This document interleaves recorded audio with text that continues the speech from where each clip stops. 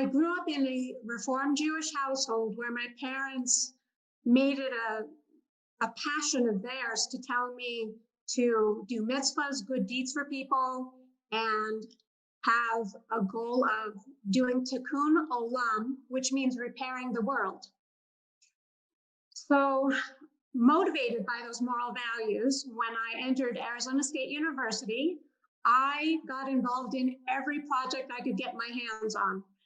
So that's how I got started. And my cousins on my mom's side of the family, they were imprisoned in the Nazi concentration camps. Some of my family members died there. As a Jewish person whose family has been subjected to those kinds of horrors, I make it my responsibility to tell other people about these experiences, the intergenerational and historical trauma that gets passed down through the DNA from generation to generation. So being able to heal these traumas that have been passed down to us through our genes is essential work. My Unity Church, as soon as COVID-19 came out into the mainstream, we had to close church, and we were all very lonely. We were a very close family at Unity. We'd hug each other, talk to each other all the time, hang out, and all of a sudden, this stopped very, very suddenly.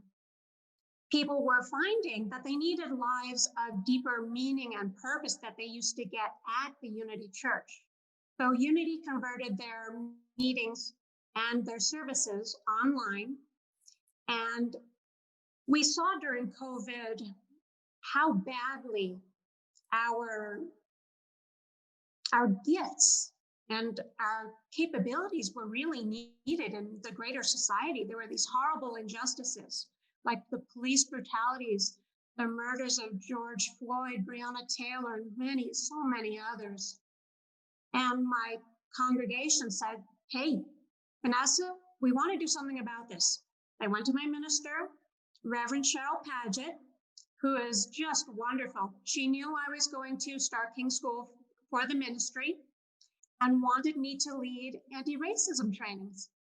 So I welcomed that with open arms.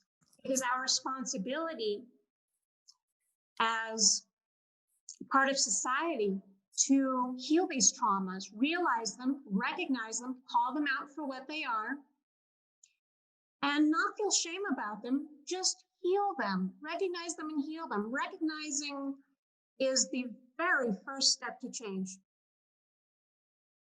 We all have such a deep need for love and belonging and connection with each other in this world, especially with the background in a capitalist ethos society where competition and power and money are placed above all else. Unfortunately, money and power are not going to meet the deepest needs that we have: empathy, compassion, understanding, inclusivity, peace, nonviolence. The borders and boundaries we have are artificial. And by dialoguing cross-culturally and interreligiously, we really can have a just and peaceful world. It is realistic. It is a dream that can and is becoming reality.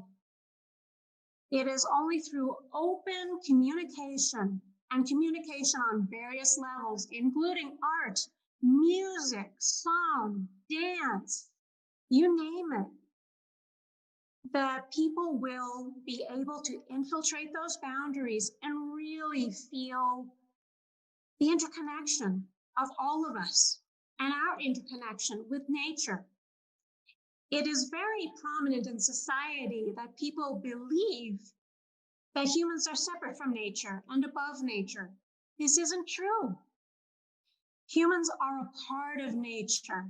In fact, in some Native American cultures, trees are considered to be siblings. Water is considered to be part of the family and holds memory.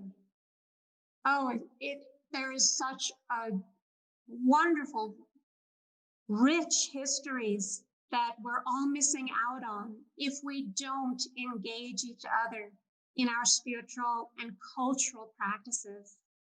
Being able to listen to your inner voice and your heart is the first step to becoming the change leader you want to become, to dreaming the dreams you want to see become real in this world, even if you aren't an activist. It is easier now than it ever has been to make change.